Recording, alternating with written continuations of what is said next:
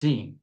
If you were to be here at 2 a.m., this is what you would have seen. Let me click this and click here. That was 2 a.m. 8 a.m., 2 a.m.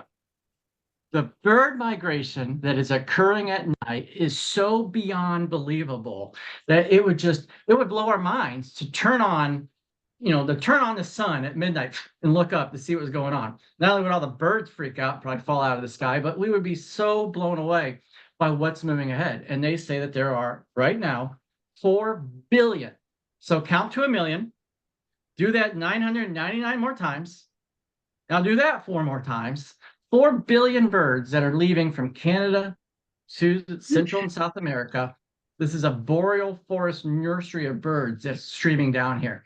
And so the guys that I have here with me today, let me introduce, I got, of course, Whitney Yoerger. Everyone knows Whitney, our communications manager. Also deep dive into soundscapes and into the nocturnal recordings. Everybody knows Whitney, but let me also introduce Robin Janson. Robin's an Indianapolis birder and Indiana Audubon board member. Anything you want to say, Robin? Thanks for joining us. Yes, thanks for joining us. I was a spring echoes and fall echoes participant. So you got a little bit of knowledge and background and some interest in some of the nocturnal recordings that we've been doing.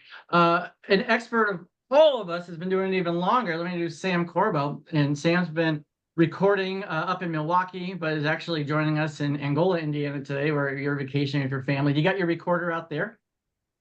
I don't know. I left it at home, and actually, it's not on. It's because I'm already behind, so it's who knows what's going over in silence. Expert's a stretch, though. I'm the expert being the amateur. That's what I like to say. I'm just learning along with the rest of us. So let me start with you, Sam. So we get a little intro. We know that we got 4 billion birds that are migrating. A lot of these birds do it at night when we don't get a chance to see it.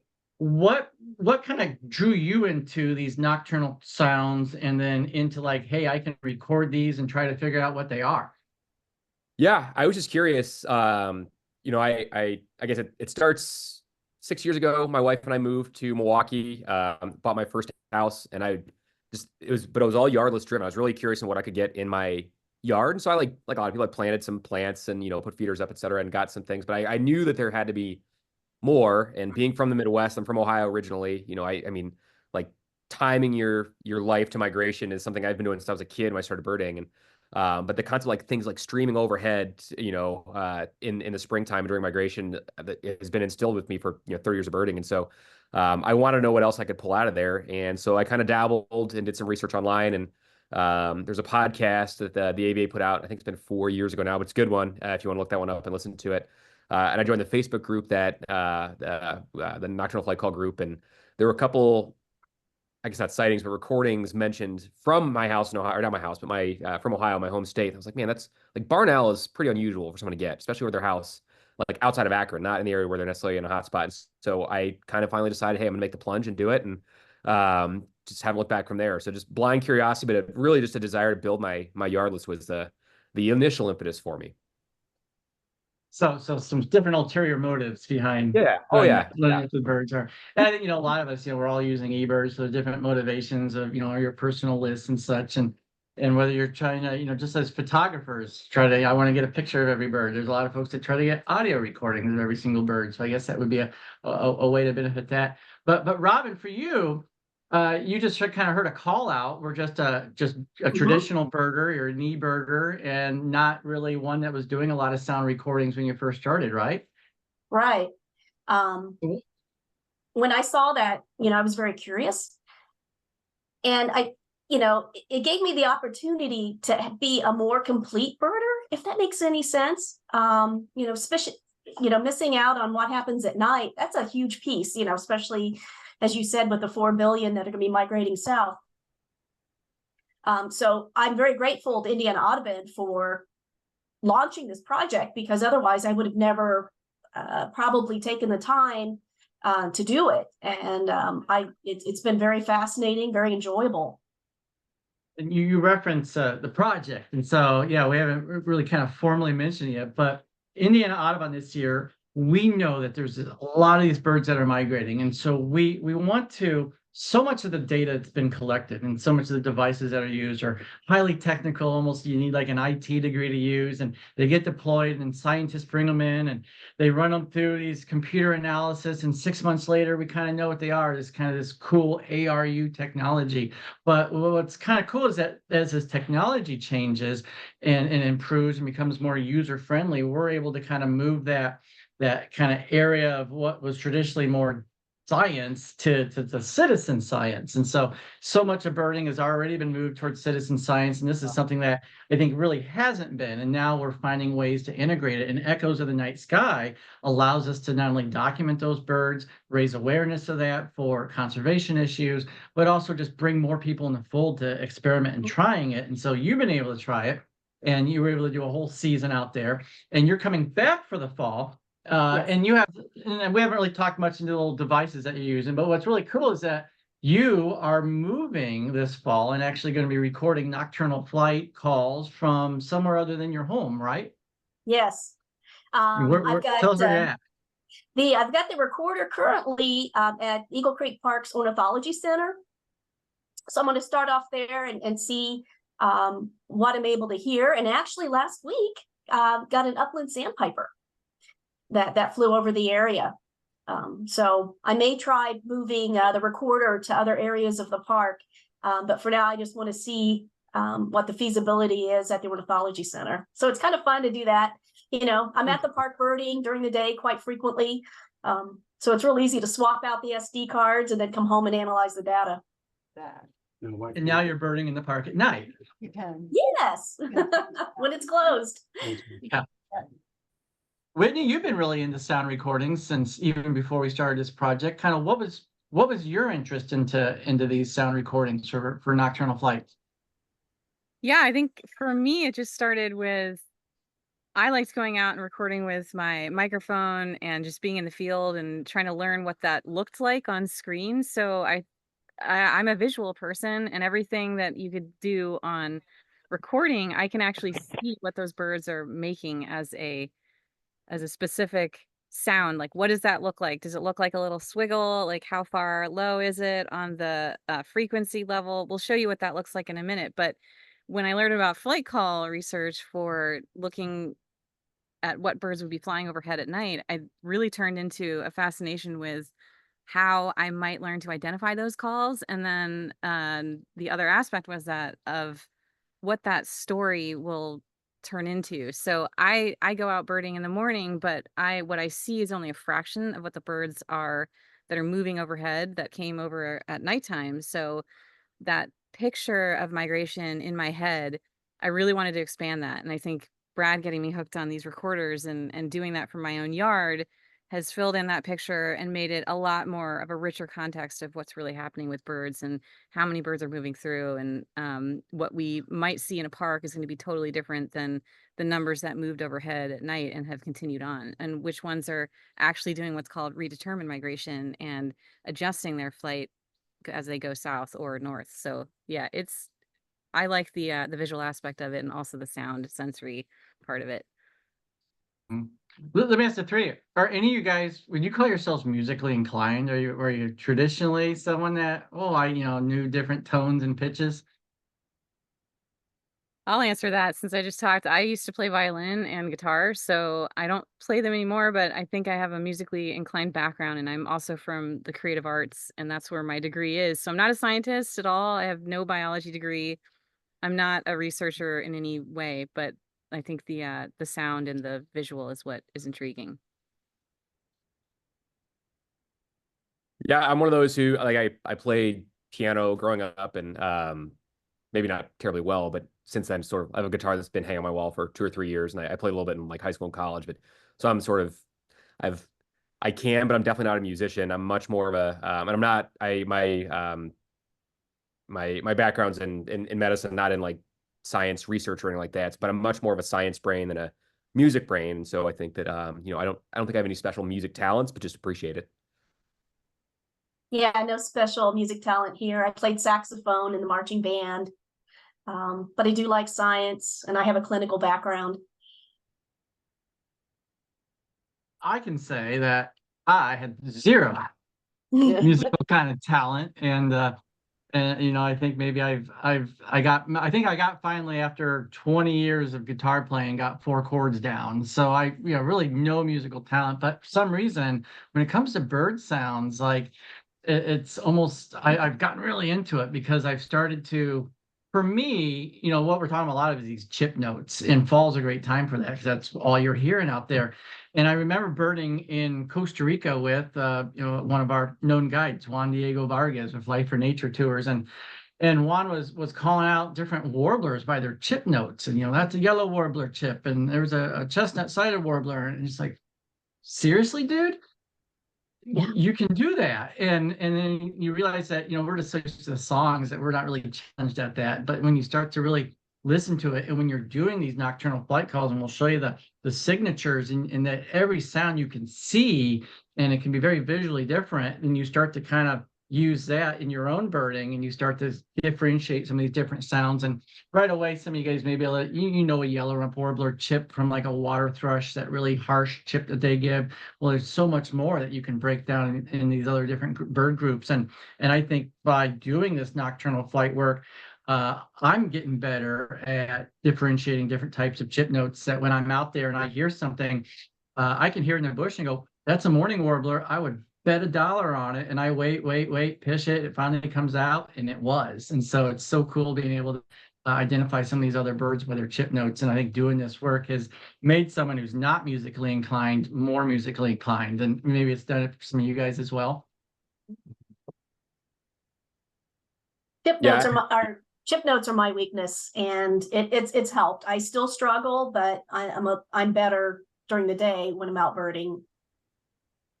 Yeah, I think it definitely makes you more aware. I definitely, like Brad, you're saying, like things I wouldn't, you know, I could maybe recognize, like a water thrush, for example, but you even kind of more subtle sounds now, just because your brain is attuned to picking them out. You hear the example I like to give. This is Indiana related. I was listening to a podcast, a college football podcast recorded. I think it's Memorial Field at IU. I'm an Ohio State fan. I apologize, but there was a post-game interview. They're recording at night, and it was in the fall. The stadium lights must have attracted birds, but I could hear Savannah sparrows in the background flying over as they're recording on the field. And like, but my brain's not even turned on. I'm like, wait a minute, I hear Savannah sparrow, and I like pulled up the spectrogram, and there they are. So it was, but the more you do it, you're trained, and then it definitely felt that in the field. So makes you a better birder. Boiler up. But anyway, let's yeah, how are we doing it? And so obviously we're not laying out there at night listening. We talk about Robin's got a recorder at Eagle Creek recording nocturnal flights. And so I think that's really kind of the obstacle. A lot of folks are listening, you know, I'm interested in this. I know there's a lot of birds. Can I get into it? Is it too technical? Is it too expensive? And so now what I think we're finding is this whole assortment of new technologies bringing out these new devices that allow for everyday folks like us to do it. It hasn't always been that way. I think we got some old school setups, and Sam, I think you were probably one of the most initial ones getting into it and have experimented with different kinds of setups. Essentially, what are you using to record nocturnal flight sounds?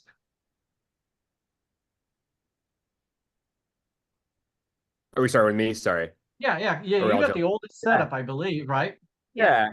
I use an online kit that I purchased, which is essentially what's called a condenser microphone, but it's a small electronic microphone that connects to as part of this kit, got a circuit board, and then plugs into just a regular old recorder. Some people use old phones, some people use like old laptops they can plug them into.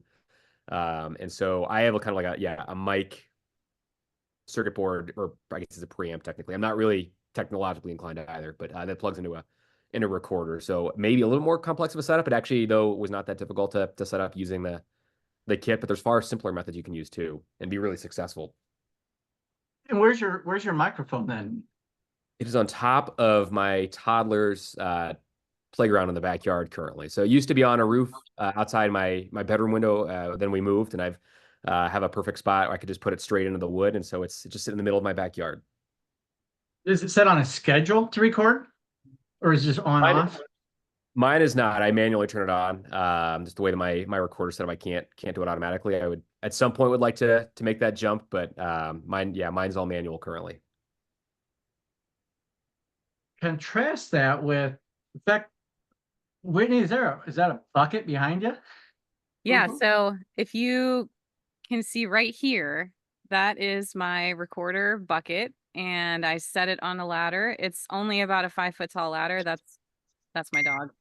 And I have foam around that bucket. So what it's doing is it's dampening the sound that's coming off from the ground and also from the sides. So I've got an air conditioning unit right over here, and I have it in between my house and my neighbors. And what I do is I take this recording unit and I stick it in the bottom of that bucket, not all the way in the bottom because I've got foam in there as well. And then it's about this high from the bucket, and it just focuses on that skyward signal right above. So anytime a bird is flying over the bucket over my yard and it's a nice low elevation or it's a loud bird, this thing with these little microphones will record it.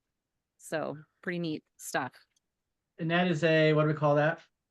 This is a Wildlife Acoustics Song Meter SM4. So these are what we're using with the project that we're doing. Part of what we're using, it's what we started out with in the spring. And we've now expanded it to some smaller, more effective, I guess, more cost-effective units that are done by the same company. So that's what we're all using. And there's a combination of different recorders that we have in the project participant group. Robin, are you in SM4? Is that what you have? And that's on top of, you said it's at the Eagle Creek Ornithology Center. So are you in a bucket, or is just the unit out and just recording 360? It's it's in a bucket, and it's actually on top of the cages that house the owls and the red-tailed hawk. And amazingly, they're quiet at night. Sound sleepers, no snorers.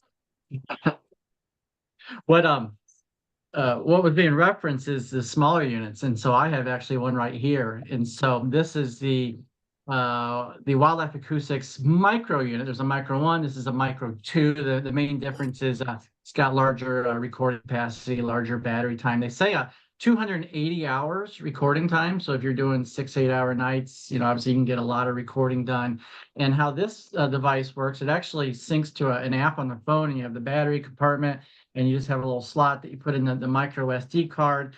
And then it's all configured through the app. And so I can tell it when I want it to schedule it and basically turn it on and then deploy it. And there's as opposed to, you saw the big fluffy microphone covers on the bigger SM4s, it just has a little slot there that's for the microphone. And so as long as this is exposed up, and I do the same thing. I have a bucket, a little 1-gallon bucket that I put up on the roof. And then I actually just put like towels down in the bottom of it, so I can raise it up so it's just under the lip of that bucket, so it can record the most amount of upward in sky and not get some of the side lateral sounds that I have around me. So I really like these because they're discreet. They can take these out and just zip tie them out in different parks and do recordings not only at night, but you could also do morning recordings too. If you want to take that out and just upload it to Merlin from your phone, it's easy to get recordings that way too. So this is a neat unit. And I also had another unit. These are the audio mobs, and so this is a little waterproof case, and it fits inside here, and there's a little spot there that would line up with the microphone, and these have even little straps on them, and you can take these and deploy them. And so these are the kind of the most basic, cheapest units at like $100 and some versus up to $800 for the big SM4s. And really that technology is changing, that there's so many more devices, but these are more kind of remote deployable devices and that you bring in and you upload that data. And so if we start to pull up some of those files and listen to it, that really gets really amazing because of all the different species that we've had. And our Echoes of the Night Sky, which just started this spring, has recorded many species. And we just started our fall season. And Whitney, you might recall, we were just talking about how many birds that we recorded with these devices this spring.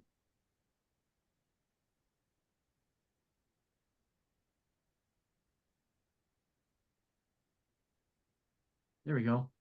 Migrants, so 77 species that we had, everything from a lot of cuckoos, nighthawks, nightjars, shorebirds, flycatchers, thrushes, sparrows, and warblers. Obviously very vocal species. Look at all those. And so, that's one heck of a yard list to be able to report all those different birds that were flying over. In addition to all the other sounds that you tend to record when you're out there at night, it's pretty crazy to hear all the other sounds.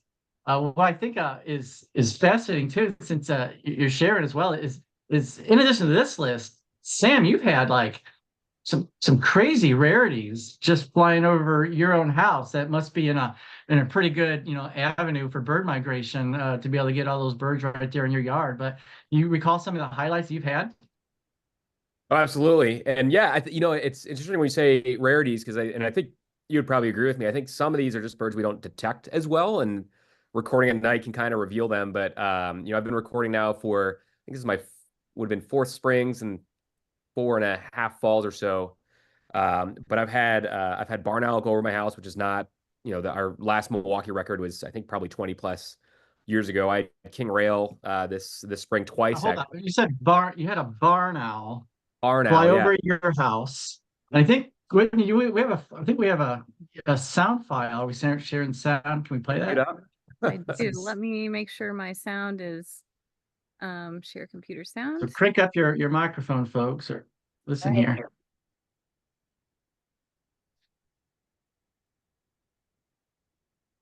Nope, our sound isn't sharing. No, Stop and reshare. hang on. Sorry for the technical share computer sound. Gonna go stereo fidelity. All right, let's try again.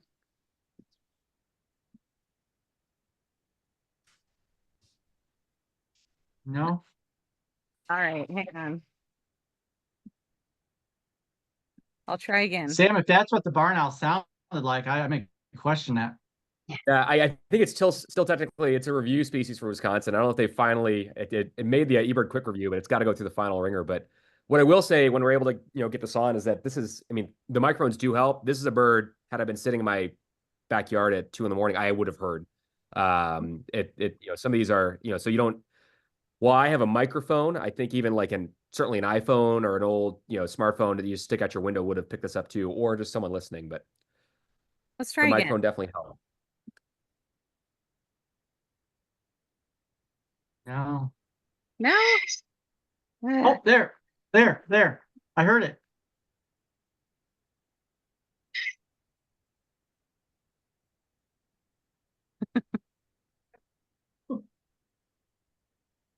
I am sharing the sound. It's just not. It might not be coming through. Let's try. What was the second one you said you had, Sam? The king rail, we've had twice this spring. Again, is a bird that we're kind of on the northern limits of its range in Wisconsin here, and is probably much more common than we realize. But there are the breeding locations are kept under wraps and probably for good reason. They'd get taped to death, but that's a bird that I is I certainly would love to have on my state list or county list, and I've got it. I haven't heard it, but my microphone picked up twice this year, and so again, they're moving over, but they're really going to be hard to find anywhere. And so the nighttime recording really kind of gives you access to them. Okay, let's try. Turn it up.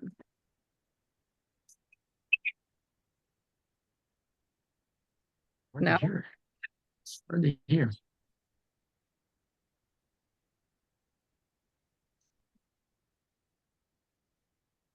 Yeah, not working through there. All right, well, the kicker, that's what it's doing. Sure. Yeah. So that's a hell of a yard bird to be able to get. And so you're taking these recordings, you're listening, and then you're catching kind of signatures and then doing closer looks, listening and going, wow, that's a king rail. It's literally that lucky, right? Oh yeah. No, it's and when you talk about it's all that spectrogram too. I don't listen for 8 hours of a nighttime call, but you can go through and see, boy, that looks, that's not the siren that I'm used to, or that's the noise in it, and it's there. It's pretty fun. You still get that excitement, I think, that you get in the field coming around a bird from when you come and you see a sound. And so barn owl, king rail. I know you've had Smith's longspur, you've had Wimbrels, you've had uplands. It must be a pretty special yard you got. Mm-hmm. I'd argue the contrary. I think I'm just, so I'll brag about my yard list, but it's not that I have a great yard. I just think I have one of the more surveilled yards probably in the, in the region. But my, the home I lived in for 3 years, I think I had 140 species total recorded, but I think I could have done that anywhere in the county. And, for the year so far this year, I've had 100 and I think 10 on the microphone. And again, that's just because I'm listening.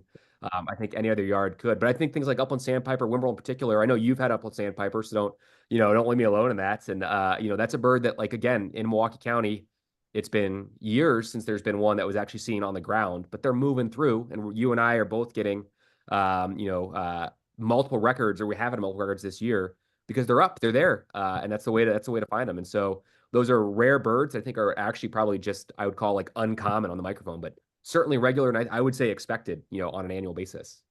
Well, we know they show up, and we know they get to Argentina, so they gotta Right. they gotta somehow have gotten between 1 and 2. And Robin, you've been getting uppies too, right? Yeah. Yeah, And I got 2 in the spring and then the one at Eagle Creek last week. so it kind of turns your house into an eBird hotspot. You're gonna be competing with some of these other locations, because it seems to be, it doesn't matter where you're at. Like you get an uppie, you get an uppie, everybody gets one, because they're migrating overhead. And I was reading something that there seems to be concentrations of birds in those urban areas because of lighting.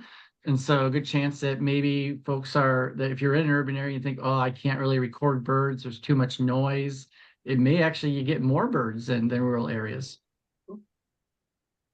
Yeah, and Brad, I think you're a little bit further away from downtown Milwaukee, but I'm 3 miles due north of downtown, like the heart of downtown Milwaukee. I am on the edge of the suburbs, but I'm in a pretty urban location where I'm at. There's nothing, I'm not, I mean, I happen to be fairly close to Lake Michigan, which might help, I think, during the daytime, but like I'm in the city. And so I get city noise, I get sirens, gunshots, all the stuff in the distance, and along with it, the call of overhead birds. But yeah, cities, I think, are great places. Go ahead, Whitney.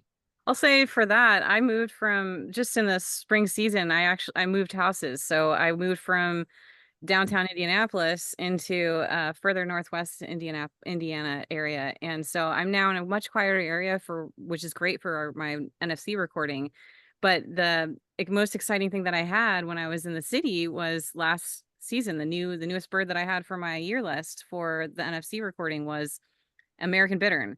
And so that just knowing that guy gal, whatever, flew right over the house of mine in the city, not anywhere where there would have been habitat nearby. Maybe the closest would have been a little farther west of Eagle Creek Park, but I was just stunned by that happening. And just to know that that unknown aspect of the birds that are migrating is really cool. Just to be able to say, wow, I didn't have any idea that could have flown through downtown Indy. And on the flip side, you take an area like Mary Gray Bird Sanctuary that you would think is out in the middle of nowhere, absolutely quiet, and her recorders have nothing but cows mooing constantly all around, and dogs barking out in the country. And there's quite a bit of noise actually out there that these recorders can pick up. It still picks up a lot of birds too, but there may be higher concentrations because of the light pollution in those urban areas. See if I can share a sound. This is one that Sam had also sent us, and let's see if we can hear this.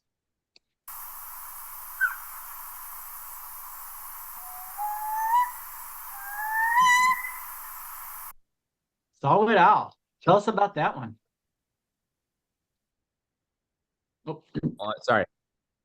I mean, it's it's like when someone asks you your favorite bird, I can never name it. I can't, but this for a time was my favorite recording. This is and I've had multiple saw-whets since then. This is the house that I just moved from. I don't have a conifer. I had a magnolia tree in my front yard. It's about 8 feet tall. They're just based on the volume of this recording. I mean, this thing was like basically had the microphone and was screaming into it like a club singer. This bird was sitting in a not terribly dense magnolia tree, like probably 10 feet from my bedroom window. Had I actually been awake, I probably would have heard this thing through the window. But and had I known that it was there, there's a chance if I walked out this morning and looked, it might have still been roosting in there. But this is again, like a pretty, small lot, like old neighborhoods, with not a lot of, decent amount of trees, but really not any like kind of our classic saw-whet.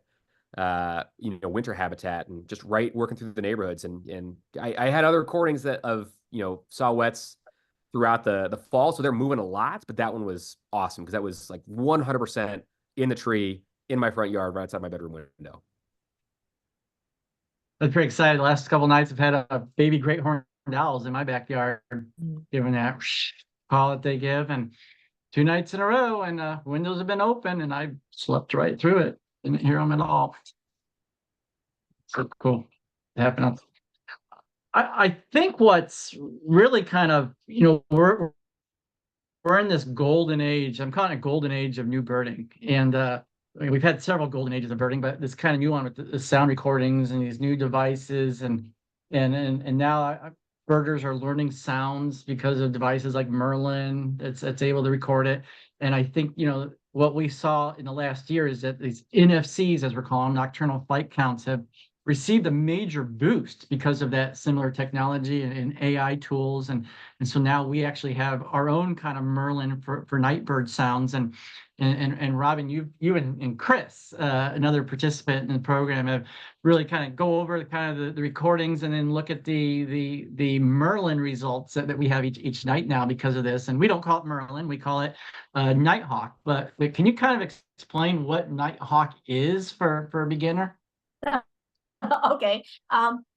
Nighthawk is a machine learning tool, AI, that is programmed to recognize, I think, 82 or 83 migrating species by their signature, if I'm correct, rather than the sound. And Whitney, correct me if I'm wrong. So you have this software downloaded on your computer, and it's a little complicated because you have to first download a program called Python that the Nighthawk runs through. So this is where, the kind of the limit of my techiness. My husband was very helpful, and it's doable. It's not that hard to get installed. So you take your audio. Your audio recordings are about an hour long, or they are an hour long. You have your files with the night's recordings, each 1 hour, and you basically have Nighthawk go through those files, and it will detect the nocturnal flight calls, and it will render an Excel spreadsheet that gives you preliminary information regarding what it detected. And it may even, if it was recognized well enough by Nighthawk, the species, along with the probability. So that's real exciting. It takes a couple hours to maybe 2 to 3 hours to run the 6 to 8 hours of audio through it. But then when you start looking at your Excel spreadsheets, it gets really exciting because that's where you're hoping to, see an upland sandpiper or new birds. So Nighthawk, it's the best tool that we have right now, but you still also have to do a visual check. Mm-hmm. And it only picks up migrating species, so it's not going to identify your yard birds or the great horned owl. Mm-hmm. That's where you kind of still have to listen and kind of scroll through the audio track to kind of look for things that it misses, since it's not perfect. Yeah. Look at this one. This one is September 13th last year. This was a midnight file. So we would have had an hour recording. So you ran it through Nighthawk, and then it gave you this little spreadsheet. And so as I'm reading it, it's, here's the second mark. At this point, it saw, it heard or saw this bird. And as I read it, there's a family level. So this is like a confidence, like I am 90% sure it's a warbler. And then it's 89% sure that it was an American redstart at 1,400 seconds. And so that's what you're seeing, that is this spreadsheet. And then what are you doing from there? I have 2 screens. So I pull up the audio that corresponds to the detections, and I'm looking at the audio visually and listening to it at times. Actually listening to it to confirm especially the species levels. And then some of the others that aren't at the species level, I may listen and look to see if I can identify it. And I use resources from there, like the Macaulay library, listening to flight calls and being able to listen and look at and try to match the sound signatures. So it's a detective game, and it's a kind of a cool puzzle trying to figure that out, and you can't figure it all out, and so you just do the best you can. How much is it for you guys? Almost kind of like relearning, like okay, so you spent 10 years learning all the warblers by their sight. Now you've learned them by their sound. Now you're learning them all by sonograms because they're also distinct. Does it feel like it's like you started all over for any of you? Initially, yeah, because I wasn't aware of the sound signature shapes, and also looking at what frequency that they occur at.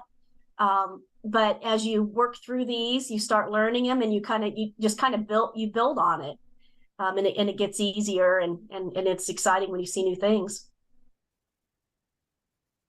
Sam and Whitney, was it ever any kind of overwhelming for you guys looking at those signatures the first time, trying to like, how can I just learn all of these 80 species now?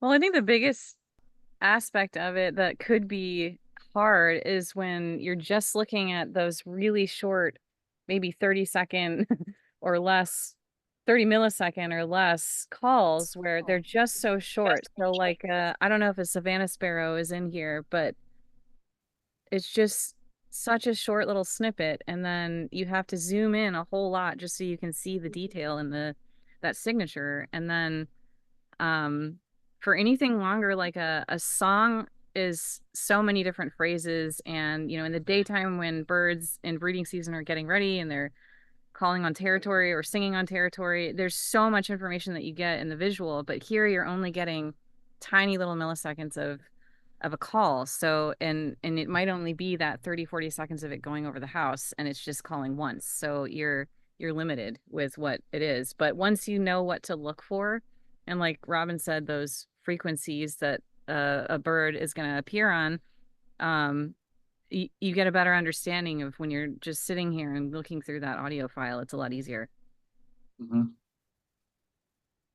Yeah, you kind of get in a rhythm with it. It's a little bit different than regular birding just because of the regularity. And I think because you can kind of do it at your own pace too, you have this, rather than like being out in the field and being just hitting a bombardment of birds that might be gone. What's nice is you have the file in front of you. If you need to take some time, you're first starting to go through, a night really slowly, you can do that. And you also kind of learn, like Whitney and Rob were saying, like you learn sort of what's a bird, what's not, and what's identifiable. Like for me, I will admit, I don't spend a ton of time with, the warblers, at this point. It's just in terms of like lack of bandwidth, and but I've got like a louder call I want to kind of take some time with. Great, but I know, hey, that little like short little seep call, like I'm probably not going to identify it, put it on as a warbler species, and I move on. But you learn, like, all right, Swainson's thrush, like those are going to be heavy. It's almost like a metronome at sometimes. Like you can get through a sound file more and more quickly as you learn. And so like overwhelming maybe, but like you do,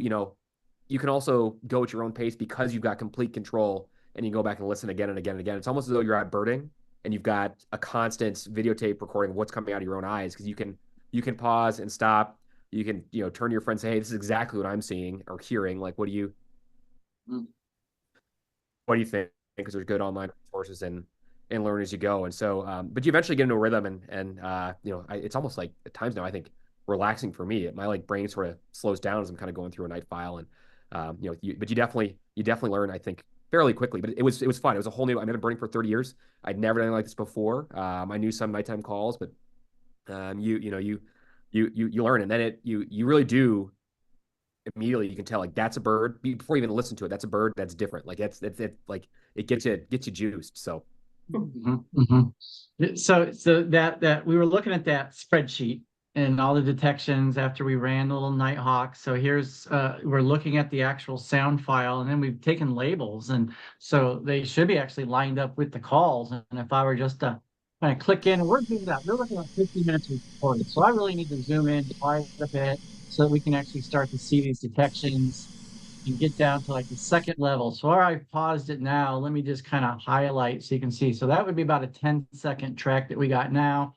If I zoom in, so there's that 10-second track. And so some of these calls, now we got a lot of background sounds. we're not going to hear some of these that the nighthawk is able to detect, and sometimes it can be wrong. Like Merlin, it may not always get it, but I can kind of advance. I'm advancing every 30 seconds, and I can look specifically in here. So yeah, there's a really great kind of detection note of an ovenbird. Robin, you referenced the Macaulay Library. Is that where you go to kind of learn what an ovenbird looks like compared to like a redstart? I'm going to keep playing this too. Yes. It's kind of a way to verify. So I'll pull up, I'll look at my ovenbird on my audio in the Audacity program. And then I'll pull up Macaulay and I'll do a I've got two monitors. So I'll do a side-to-side comparison of the shape and where it is on the frequency. And then also I can listen to both. So that's kind of, a way to verify it. I don't believe that was a grasshopper sparrow. So I think this is one of those where we're seeing kind of the insect sounds, kind of got confused. Maybe it's in there. I'm not really seeing it that clear. Are you guys? I was hopeful. I don't even see what it thinks is a grass. Sometimes you can tell, like Merlin, what it's misidentifying. I'm not sure what it's even seeing, but Can you go to that maybe. the bottom audio and make that bigger? Maybe. Oh, correct. Yeah, let me oh,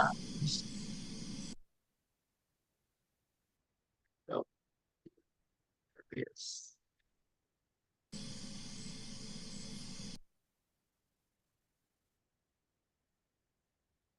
I don't even see it there. Oh. So what you're seeing is these SM4s are recording in left and right channel. So I usually just kind of look at the one when I'm doing an analysis versus the micro and other units that may only have that one unit. So let me just click here. So we've actually gone 30 minutes through. We can see that we got another ovenbird. There's that signal. Ovenbird, I can hear it weekly. Usually it's a set where I'm going to have headphones on, real quiet space to be able to pick up some of these detections. So there was a red start again. Oh, yep, I saw it. So again, I am just skipping like every 30 seconds. Savannah sparrows. Look at that one. That's real distinct. Very different from a white-throated sparrow or the grasshopper sparrow that we were looking for. And as I scroll through, it's, when it says Prulidae, that means it thinks it's a warbler. I'm not sure what kind. And I treat that like a crappy bird photo. You've taken a photo, you don't know what it is, just throw it away and move on. And I don't usually worry about them too much because it was just too far away. And it's saying there's not enough data to detect what kind it was. So I probably can't either. Another Savannah sparrow, a bird of some sort. Cape May warbler says went by there. Again, more birds. That it probably too far away. We have different elevations. Some are flying at 1,000 feet versus 3,000 foot nights. So if you're paying attention to birdcast, I think NFCers look at the altitude a little bit more than maybe bird watchers are taking note of. And just like that, on that file, I've just looked at a single hour, kind of we reviewed it and looked at some of the different calls. And so amazing how Nighthawk has kind of revolutionized our ability to aid in learning and IDing some of the birds, but certainly not foolproof, right? Right. Any birds that Nighthawk is pulling out a lot that you're figuring out, no, it's not right. Merlin, it's Philadelphia is Nighthawk. For me, it's cuckoos. There's like a one of those areas where the county highways put in one of those little rumble things that check speeds, and it's like a da-dump, da-dump. And so every time it goes by, it tells me there's a cuckoo that was flying over my house. And it's the same thing. A city bus would go by once every hour, and the rumble of the axles just mimicked a black-billed cuckoo pretty perfectly. Though it's also, I think Nighthawk is newer than Merlin. I've had less false positives this year than with like the version 3.0, which I think started in I guess like December, so they came out with it. And so it's getting better. It does like to call Swainson's thrushes were calling together rapidly. Upland sandpiper, I've had that once or twice, but. Yeah, I think the other tricky part is from season to season, you're going to have a lot of different noises in the soundscape. So for instance, right now we have a lot of insect noise and katydids. So when I'm having false positives right now, it's with white-throated sparrows. Nighthawk is calling white-throated sparrows and picking that out with different crickets. And when you zoom all the way in, there's nothing in the frequency area, like the range where that should be. And then the other one is in spring.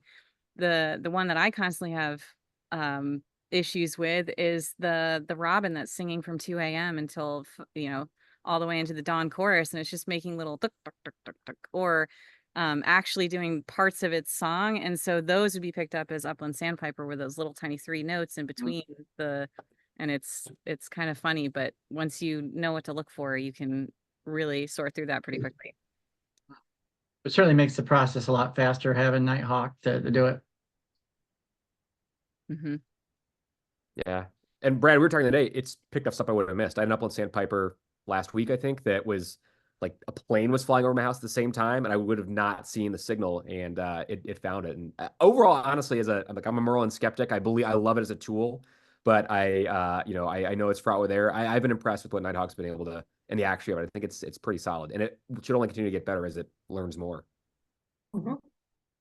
And as the technology changes, these new devices are coming out. My Facebook feed, like they know they got the advertising drilled down, because I get these both haiku ads and bird weather PUC. I get every day. I'm seeing that, and those appear to be kind of like they're taking things to the next level, starting to integrate Bluetooth. You can have them out and maybe have like live streaming with some of these devices. I haven't tried them, but I think Sam's tried at least one of them. Yeah, I picked up a haiku box last, I would say it was like end of April. As I talked about at the beginning of this, I'm not a big like county lister. I don't really care about my own like personal list except for my yard list. I am a yard list like junkie. I love getting stuff in my yard. So I'm all in on like, ultra surveilling my yard. I've got a camera on my waterfall. I've got, the night monitor, and then I've got a haiku running now. And the haiku has been okay. I think it's going to continue to get better as the rest of the products will. But it's picked up Whimbrel accurately. It's picked up, and this has been low on the ground to get some of those calls, but it has picked up a few nighttime migrants. It's been pretty good during the day though. I have a hooded warbler as a yard because of haiku box, so that I actually got. I missed Sedge Run and Connecticut Run, but it picked those up too. That were again great yard birds to add to the tally. But I'm curious to see what that, as the technology improves there, how that can expand more into the NFC world. You're recording sounds. You're able to put those in, and you got cameras. You're able to pull images while you're gone. Are you seeing rarities on your camera that you're missing too? Yeah.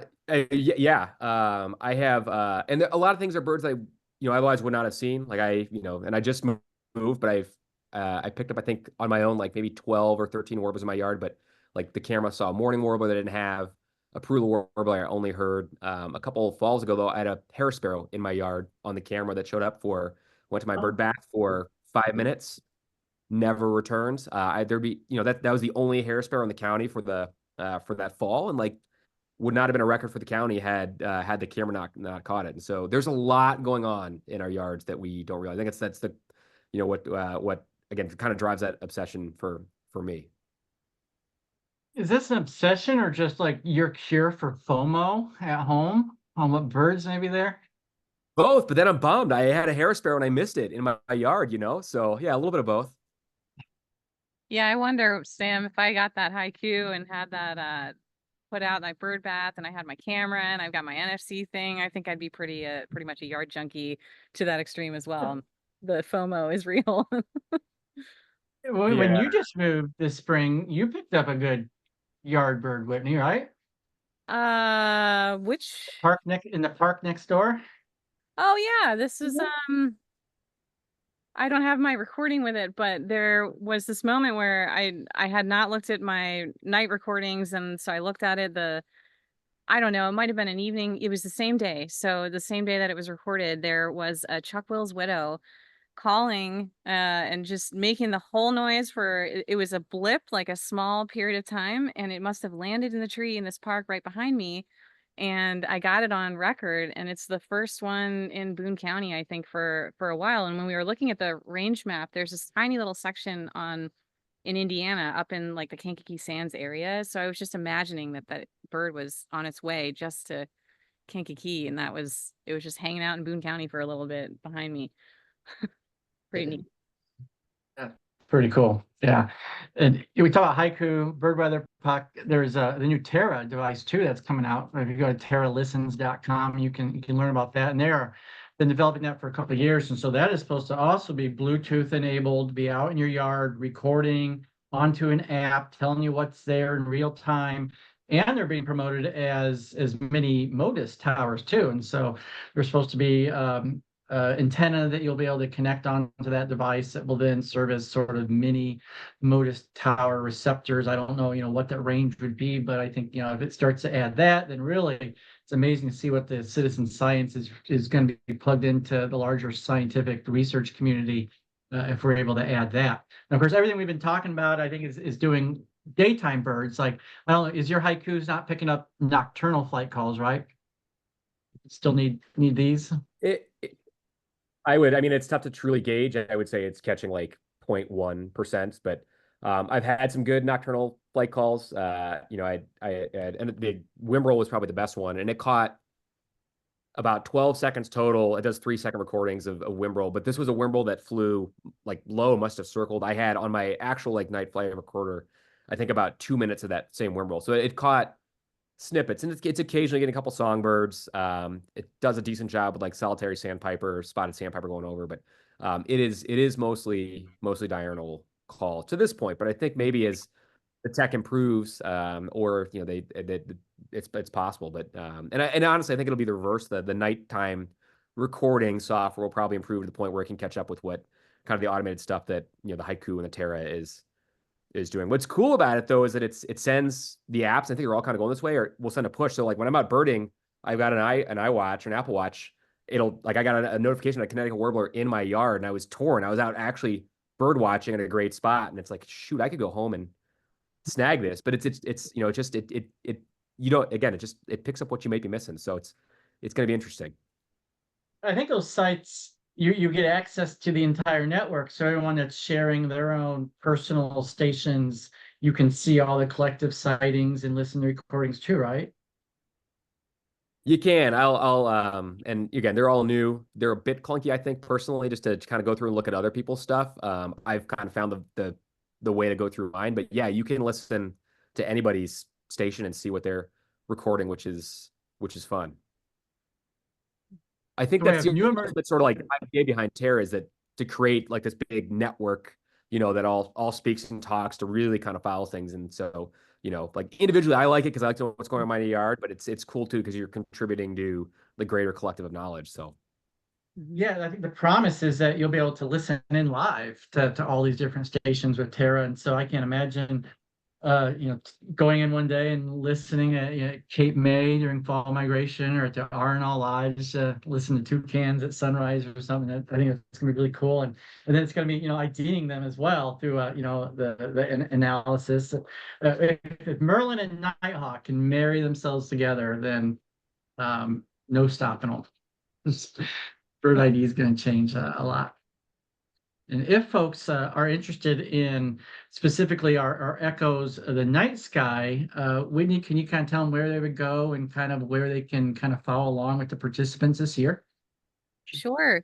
Echoes of the Night Sky is our project that we're doing. We've talked about it today. And if you go to indianaaudubon.org, and that's org/NFCS for nocturnal flight calls, you can learn more about the project. And on the page, I'm just going to show you something that is really exciting. Let me grab it.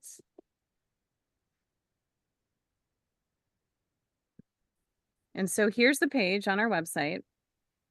If you go all the way down to our spring data and then our fall data, you can actually look through our checklist and see what we are seeing right now. So I will pull up the trip report for May, and you can see and go through this whole checklist information to take a look at what kind of birds we saw. You can look through some of the recordings that are in there. You can listen to them and study them for your own curiosity and see how many checklists we submitted. So this is just for 1 month. 86 cuckoos. Yeah, 86 cuckoos. So